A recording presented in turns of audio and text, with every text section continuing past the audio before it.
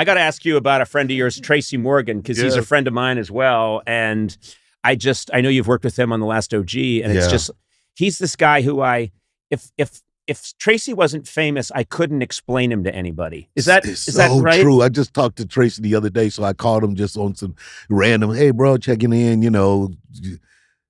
And he just goes like you've been having a conversation. Said, it don't make no sense, you know.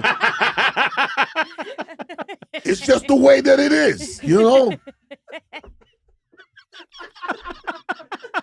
Yeah. You know, I agree. I agree. Yeah, I agree 100%.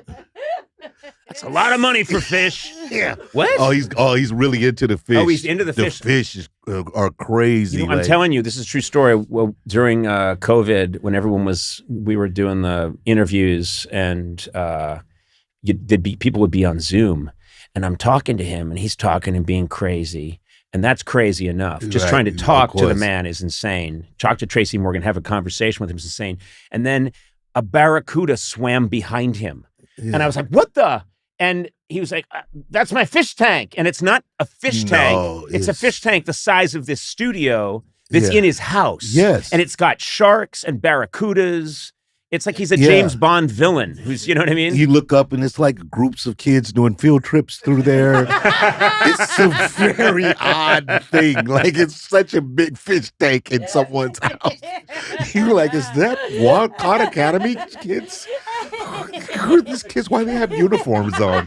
Like, and the fish have names. And they're usually rarer than just what you say. Yeah. It's not just the barracuda. It's some crazy, unique barracuda that he's found, you know, off the shores of Seashell or somewhere.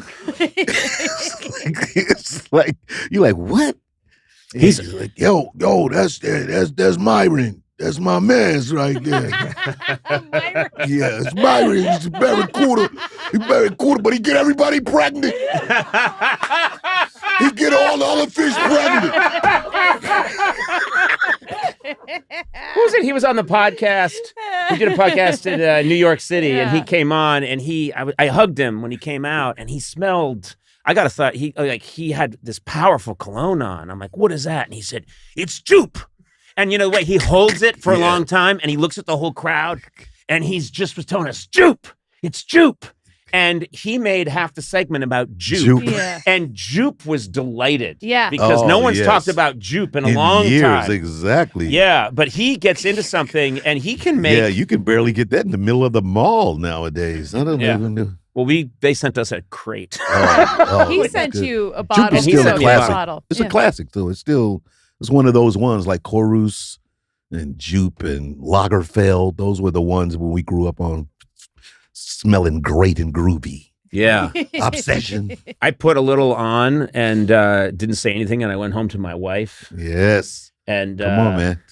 No, it didn't go well. Of course not. She made me check into a hotel. Yeah. You're not a cologne guy. I'm not a cologne guy. I have my own odor that's tough enough. I smell like onions and fear. Conan O'Brien Needs a Friend is brought to you by T-Mobile. From listening to your favorite podcast while driving cross country to listening at home, T-Mobile helps you stay connected. I wonder what people's favorite podcast is. Oh, I've got some ideas. Actually, it's one idea. Yeah. You'll figure it out. T-Mobile is America's largest and fastest 5G network. You can have seamless video calling. Oh, that's good. Streaming your favorite podcast. I'm not going to say which one it is. Yeah. Downloading apps, games. Boy, you know what a gamer I am. You're such a gamer. Play Starbursters. Yeah. Or Realm of Xanos. You can watch your favorite TV episodes, classic Conan, new Conan, old Conan, mid-season Conan, as long as it's Conan. Oh, no. Find out more at T-Mobile.com/network. Fastest based on media and overall combined 5G speeds, according to analysis by Ookla of Speed Test Intelligence data for Q1 2023. See 5G device coverage and access details at T-Mobile.com. You know, I heard you say once, which I really liked, you were talking about how, with the exception of that guy who you needed to knock out in order to get your start in show business, that is a rare exception for you because you don't root against other comedians. You're happy for them to Yeah. do well because your theory has always been, it's like that concept that a rising tide lifts all the boats. Yeah. You're rooting for other people to do well. You think it's going to expand the space. Yeah, for sure.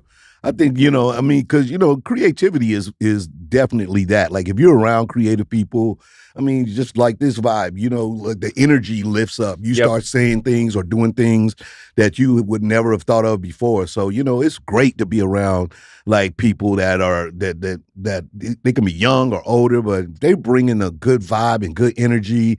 Then, that's usually going to inspire you to go higher, so that's why I like that. That's why I kind of love that attitude of like when people are killing it or they bring something new to the game or something like that, you're like, yo, let's go. I like that. You know? Yeah. Yeah. I think that's a great attitude. I'm going to pretend to have the same attitude. I like it. No, I really do. I like to root for people, and it's just like in the time that I've known Kevin Hart, he went from being, this guy that would come on our show to I think he's basically has the gross national product of like a fairly well-to-do country now. Yeah, he's everywhere. He's in every commercial. He's in every single commercial, and they just switch out what he's holding. He doesn't even know. They take out one credit card and they put a different one in. But he has such a positive energy, and I always get energized when I'm around him. Yeah, because it's coming from a good place. He just. This is what he loves. That's what's so great. I think that a lot of people too, like Kevin literally is one of those people like you go, he's the same person as when you kind of knew him back when. Yep. Even though he's like extremely successful and really rich, he really is very approachable and regular dude. And he'll go like, right into, wait, what did you say? That's bullshit. Like he's right there and connected. Yeah. He starts giving me shit about like what I'm wearing immediately in this very friendly, in touch way. Whereas as we all know people that have hit it and then something happens. It's like they go behind a bubble forms around them. Oh yeah. Yeah. It seems to be less of that. I guess probably nowadays with social media, the opportunity where people kind of know you a little bit more.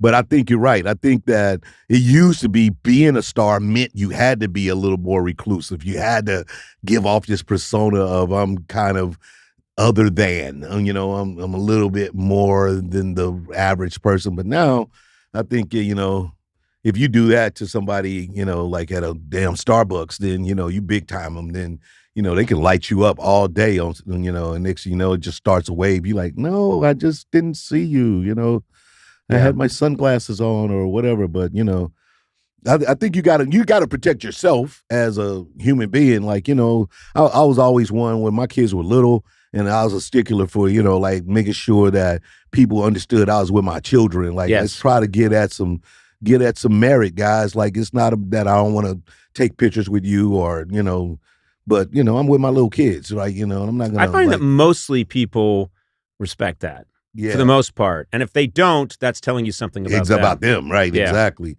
But, you're the target, so that's the hard thing, until I turn the target on you.